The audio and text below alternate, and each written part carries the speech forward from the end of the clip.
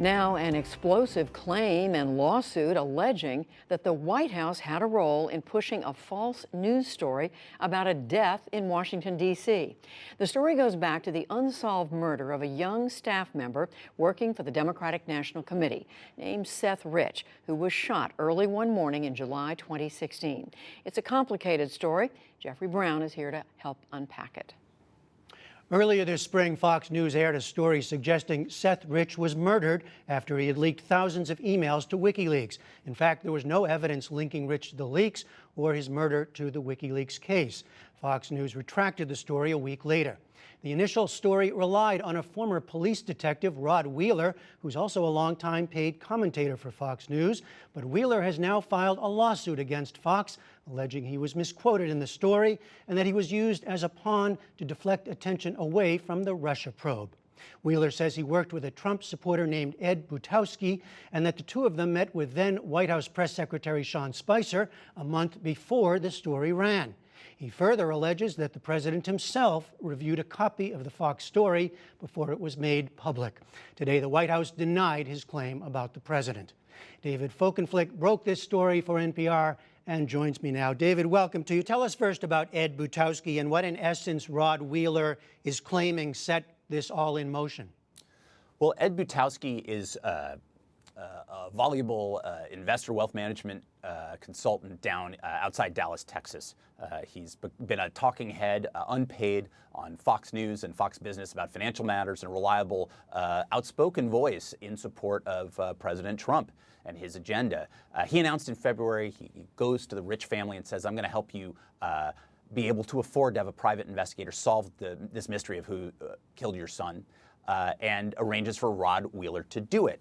He presents himself as a good Samaritan. He says he's struck emotionally by this, but Wheeler alleges, and I got to say his lawsuit has an extraordinary degree of supplemental material to support it.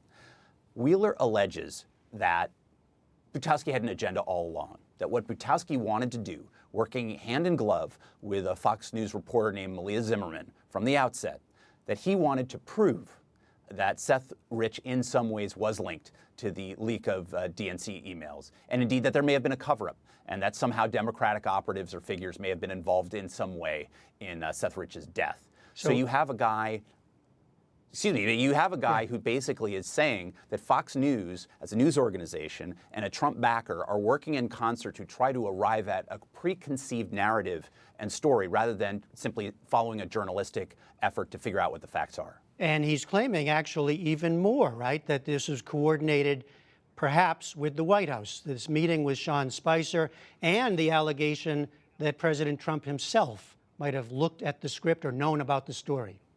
Right, and let's disentangle what we know from what we don't know. Right. What we know is that it is confirmed all three men, Sean Spicer, at that time the White House press secretary, Ed Butowski, the investor and backer, and Rod Wheeler, the investigator, all say that they were there April 12th at a relatively brief, maybe 10, 15-minute meeting.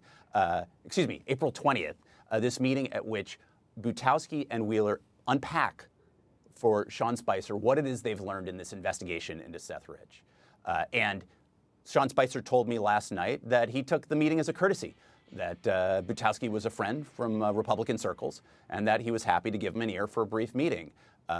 Butowski says he wasn't really a meeting about that at all, that he was simply trying to help Wheeler see if he could find a job, something that both Wheeler and Spicer say is just not true. But what is clear is that from the emails and voicemails and texts and other material subsequently, is that Butowski invokes the White House, invokes powerful people, and yes, even invokes the idea that President Trump has read drafts of the Fox story before it goes to the Fox News' site or on the air. Yeah. And that he wants it out there. And while that has not been proven, it certainly was a pressure point from Butowski to Wheeler that Wheeler believed was true. And just to bring it up to date, Butowski said to you, now says to you, that some of those texts or the claim of a connection to the White House was a joke or was a put on or he was overplaying it. And the White House, as I said today, says that there's nothing to that, nothing to the connection with President Trump.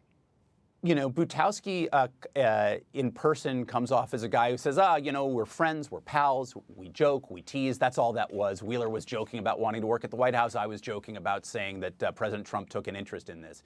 It is not, I must say, the tenor that you get from reading the transcripts, voluminous, of text messages, voicemails, emails, and recorded conversations that Wheeler and his attorneys are providing in this lawsuit, this defamation lawsuit against Butowski, Fox, the reporter, and so on. This is a conflict of narratives that are going to have to be played out in court. But Wheeler, I must say, has an unusual degree of material to support his interpretation, his contention. And there is no doubt that Butowski enjoyed invoking the kind of circles that he seemed to run in or seemed to want to be perceived as running in. We don't have proof that Donald Trump ever saw that. And as you say, Sean Spicer said to me last night he didn't think that ever occurred. And he said he didn't really understand the nature of the meeting that he had. He took it out of courtesy. And David, finally, what is Fox's response? They're the target of this lawsuit from Mr. Wheeler. Well, they dispute hotly the idea that they've defamed Wheeler. They say that they listened to Wheeler's complaints, but also talked to Malia Zimmerman, the Fox News reporter, and that they don't have concrete evidence to prove that he was misquoted. They don't, though, make an affirmative defense of the journalism that emerged. It seems currently the best case scenario would be that somehow they would be able to show that Rod Wheeler had allowed or affirmed the idea that the reporter could attribute quotes to him that he hadn't actually said.